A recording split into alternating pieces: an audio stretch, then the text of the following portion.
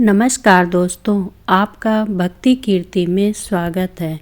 मेघनाथ को केवल लक्ष्मण ही क्यों मार सकते हैं, राम क्यों नहीं मार सकते थे। मेघनाथ लंकापति रावण का सबसे बड़ा पुत्र युवराज था। माना जाता है कि रावण बहुत बड़ा विद्वान था। रावण अपने से भी कहीं ज़्यादा गुणवान, पराक्रमी और विद्वान अपने बड़े पुत्र मेघनाथ को बनाना चाहते थे।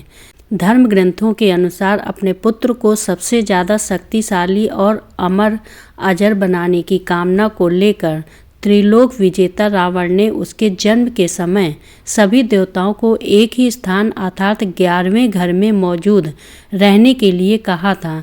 लेकिन भगवान शनि देव ने रावण की आज्ञा का पालन नहीं किया और 12वें घर में जाकर बैठ गए, जिससे मेघनाथ अजर अमर न हो सके।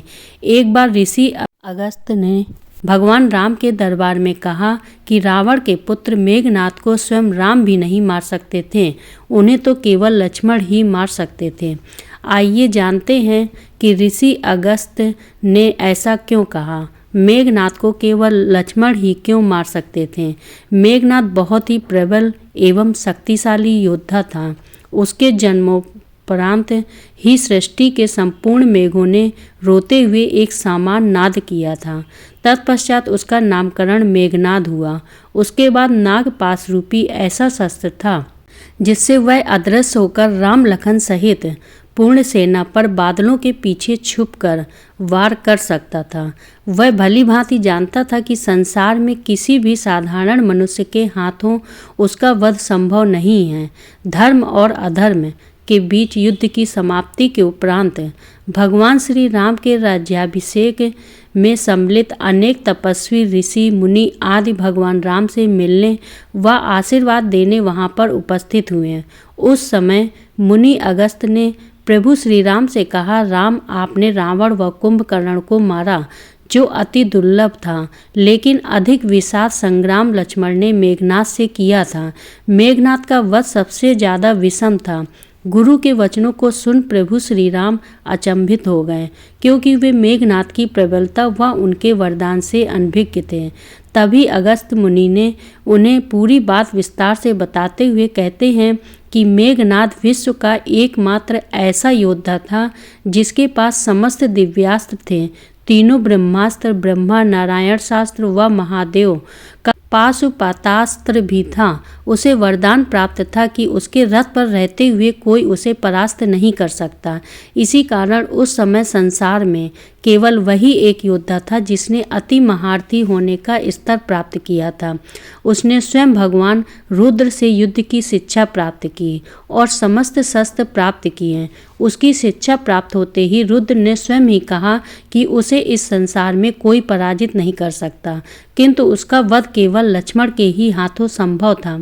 महर्षि के मुखवाणी से मेघनाथ का ऐसा वर्णन सुनकर भगवान राम विस्मित रह गए और बोले, लक्ष्मण निसंदेह महाप्रचंड योद्धा हैं और उनके पास भी विश्व के सारे दिव्यास्त्र थे, किंतु उसे शास्त्र का ज्ञान नहीं था, जिसका ज्ञान सिर्फ मेघनाथ को ही था।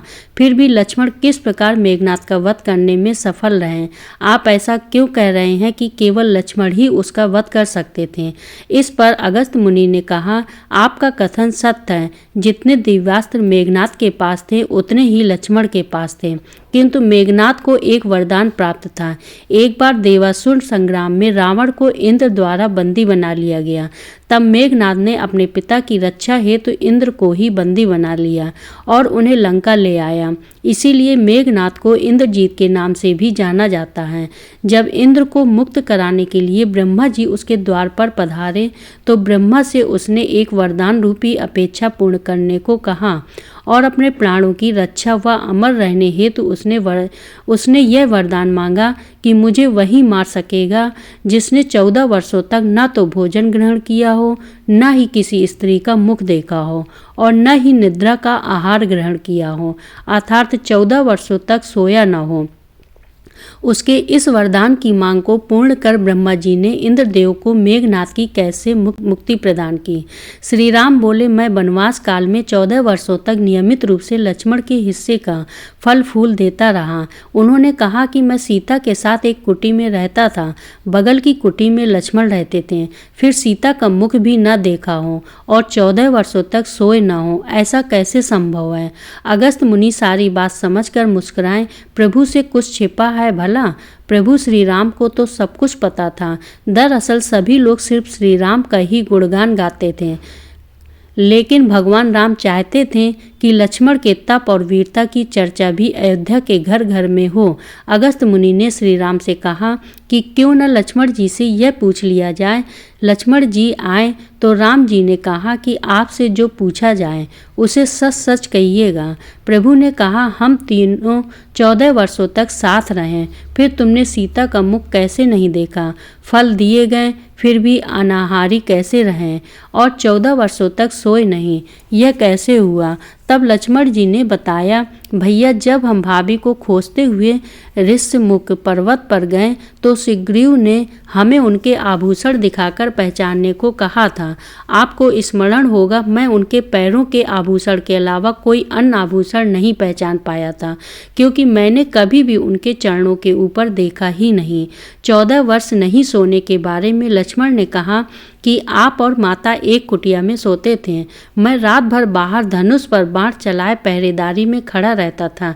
निद्रा देवी ने मेरी आंखों पर पहरा करने की कोशिश की तो मैंने निद्रा को अपने बाणों से भेद दिया था। निद्रा ने हार कर स्वीकार किया कि वह 14 साल तक मुझे स्पर्श नहीं करेगी, लेकिन जब श्री राम का अयोध्या में राज्याभिषेक होगा और मैं उनके पीछे सेवक की तरह छत्र लिए खड़ा रहूंगा, तब वह मुझे घेरेंगी। आपको याद होगा, राज्याभिषेक के समय मेरे हाथ से छत्र गिर गया था। लक्ष्मण जी ने आगे बताया कि जब मैं जो फल फूल लाता था आप उसके 3 भाग करते थे। एक भाग देकर आप मुझसे कहते थे, लक्ष्मण फल रख लो। आपने कभी फल खाने को नहीं कहा, फिर बिना आपकी आज्ञा के मैं उसे खाता कैसे? मैंने उन्हें संभाल कर रख लिया। लक्ष्मण भगवान राम से कहते हैं कि मैंने गुरु विश्वामित्र से एक अतिरिक्त विद्या का ज्ञान लिया था। इससे बिना अन्न ग्रहण किए भी व्यक्ति जीवित रह सकता है। उसी विद्या से मैंने भी अपनी भूख नियंत्रित की और मेघनाद मारा गया। यह सुनते ही प्रभु श्री राम फिर से भाव विभोर हो उठे और लक्ष्मण को गले से लगा लिया। वीडियो पसंद आया हो तो लाइक करें और चैनल को सब्सक्राइब करें।